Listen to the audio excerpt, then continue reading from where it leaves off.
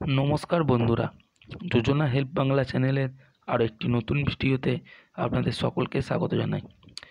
সরকারি কর্মীদের জন্য রয়েছে বিরাট খুশির খবর। সরকারি কর্মীদের ডিএ তো বাড়েনি।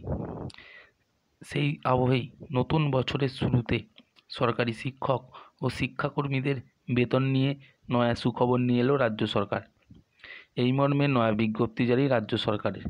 নতুন কী সুবিধা পেতে চলেছেন সরকারি কর্মীরা, বেতন নিয়ে নয়া কী আপডেট রয়েছে, এই সংক্রান্ত বিস্তারিত জেনে নিন আজকের এই ভিডিও থেকে। তাই ভিডিওটি স্কিপ না করে প্রথম থেকে শেষ পর্যন্ত দেখুন। আর চ্যানেল নতুন হলে অবশ্যই চ্যানেলটিকে সাবস্ক্রাইব করে নেবেন। গত বছরে দুঃখ কষ্ট ভুলে আনন্দ ভালোবাসার সুন্দর মুহূর্তগুলিকে আঁকড়ে রেখে অবশেষে নতুন বছরের সকলের আগমন হলো 2025-এ। আর ঠিক এই নতুন বছরেই একের পর নিয়মের বড় বদল আনতে চলেছে পশ্চিমবঙ্গ সরকার।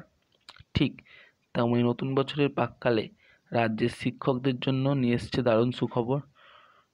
রাজ্যে সমস্ত সরকারি সাহায্যপ্রাপ্ত ও সরকার পোষিত স্কুলের শিক্ষক ও শিক্ষাকর্মীদের বেতন সংক্রান্ত নেওয়া হলো এক গুরুত্বপূর্ণ পদক্ষেপ। আর তাতেই বেশি খুশি শিক্ষক মহল।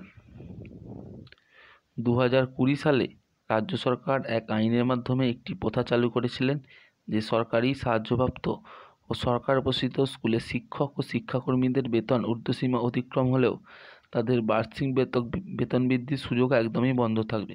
তবে সেই নিয়মে এবার 5 বছর পর এক বড় পরিবর্তন আনা হয়েছে। সম্প্রতি রাজ্যের অর্থ দপ্তর এক নয়া বিজ্ঞপ্তি জারি করেছে, যেখানে স্পষ্টভাবে উল্লেখ করা হয়েছে যে এবার থেকে বেতন ঊর্ধ্বসীমায় পৌঁছে যাওয়ার পরেও তাদের বার্ষিক বেতন বৃদ্ধি বা ইনক্রিমেন্ট তারা কিন্তু পেয়ে যাবেন।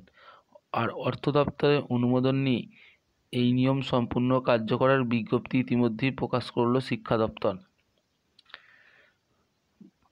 এছাড়াও অর্থ দপ্তরের বিজ্ঞপ্তিতে স্পষ্ট করে এও জানানো হয়েছে যে রাজ্যের সরকারি স্কুলের শিক্ষক বা শিক্ষাকর্মীদের ক্ষেত্রে 6 বারের বেশি বার্ষিক বেতন বৃদ্ধি করা যাবে না। ইতিমধ্যে সেই বিষয়টি নিশ্চিত করা হয়েছে। এমনকি যারা বেতন ঊর্ধ্বসীমা অতিক্রম করেছেন তারাও এই নিয়মে অন্তর্ভুক্ত হবেন। কিন্তু একটি বিষয় সমাধান করা হলো, এখনও এমন অনেক বিষয় রয়েছে যা নিয়ে এখনও চলছে বিস্তর আলোচনা। যেমন সাধারণত সরকারি স্কুলের শিক্ষক বা শিক্ষাকর্মীদের ক্ষেত্রে অভিজ্ঞতা অনুযায়ী বিশেষ বেতন বৃদ্ধি হয় বছরে 3 বার, 8, 16, 24 বছরে।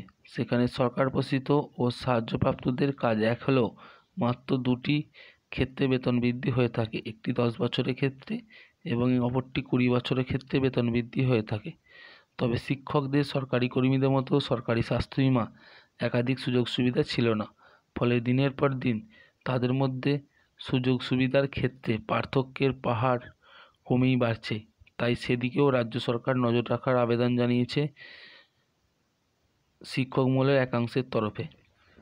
এই নিয়ে কি মতামত দিয়েছে বিভিন্ন জনের বিভিন্ন রকম, সেরকমই একটি মতামত হচ্ছে এই প্রসঙ্গে শিক্ষক সংগঠনের সাধারণ সম্পাদক চন্দন মাইতি জানিয়েছেন, রাজ্য সরকারের এই সিদ্ধান্ত একদিক থেকে ইতিবাচক হলেও তা পুরোপুরি কিন্তু সন্তোষজনক নয়। শিক্ষক এবং শিক্ষাকর্মীদের জন্য আরও সমান সুযোগ নিশ্চিত করার দাবি করা হচ্ছে সকলের তরফ থেকে, যাতে সুযোগ সুবিধার ক্ষেত্রে পার্থক্যের পাহাড় যেন নিম্নমুখী হয়। তো বন্ধুরা, এই ছিল সরকারি শিক্ষক ও সরকারি কর্মীদের বেতন বৃদ্ধি সংক্রান্ত নয়া বিজ্ঞপ্তি, যেটা অর্থ দপ্তরের তরফ থেকে প্রকাশিত করা হয়েছে। সেটির একটু আপডেট আপনাদেরকে দেওয়ার চেষ্টা করলাম। তো এই ছিল নয়া আপডেট। যদি ভিডিওটি ভালো লাগে অবশ্যই চ্যানেলটিকে সাবস্ক্রাইব করে নেবেন এবং পাশে থাকবেন। ধন্যবাদ।